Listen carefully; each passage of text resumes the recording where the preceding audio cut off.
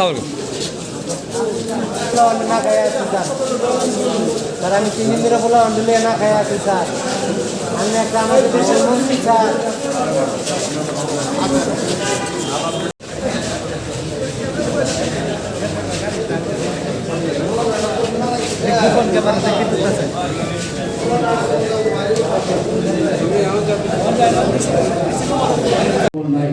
কিছুই না।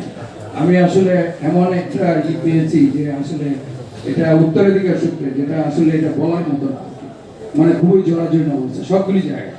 আমি স্বাস্থ্যখাতের কথা বললাম, আপনার রাস্তাঘাটের কথা যদি আমি বলি, যে রাস্তাঘাটে আপনি যদি একদিন, আমি দুজন মাননীয় মন্ত্রী আছেন, আপনাদেরকে আমি আমন্ত্রণ, আমি ইকবাল ভাইকে বলেছি, ইকবাল ভাই যাবেন, আপনাকেও আমি আমন্ত্রণ জানাচ্ছি।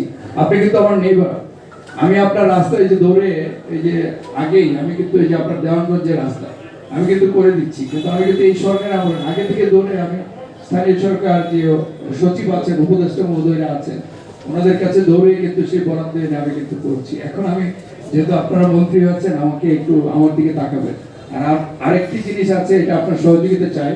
আমি স্বরাষ্ট্রমন্ত্রী মহোদয়ের সাথে দেখা করেছি, আপনার যে দেওয়ানগঞ্জ রোড আছে, এই রোডের চিন্তাই হয়, এই রোডের অবস্থা খুব খারাপ, এখানে একটি পুলিশ ফাঁড়ি প্রয়োজন। এটা আপনার আমার দুটো উপজেলার মানুষ এই স্থান থেকে চলাফেরা করে। আপনি যদি আপনার আছে সীমান্ত সমস্যা আছে, সেগুলো আমরা স্থানীয় পর্যায়ে আলোচনা করেছি।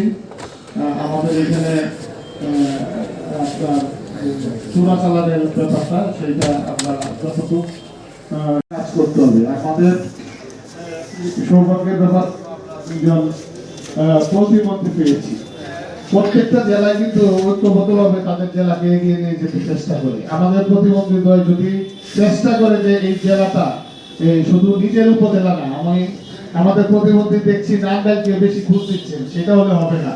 আমাদের সকলের ঘুষ দিতে হবে। কিন্তু উনি প্রতিমন্ত্রী সারা বাংলাদেশের, এবং বিশেষ করে আমাদের ময়মনসিংহের, উনি ময়মনসিংহের সন্তান হিসেবে আমাদের প্রত্যেকটি আসনের খোঁজ খবর নিতে হবে, আমাদেরকে পরামর্শ দিতে হবে।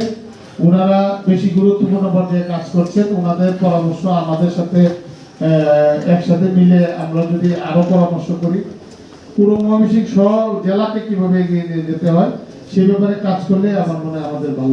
আমাদের চিন্তা পরিকল্পনা আছে। আমি মনে করি, আবারও বলছি, মাননীয় প্রতিমন্ত্রী মহোদয় দুইজন যারা আছেন, আপনাদের নেতৃত্বে আমরা মানে ফুলবাড়িয়া সহ সারা ময়মনসিংহকে আসলে একটা গড়ে তুলতে চাই। ধন্যবাদ সবাইকে। ধন্যবাদ মাননীয়।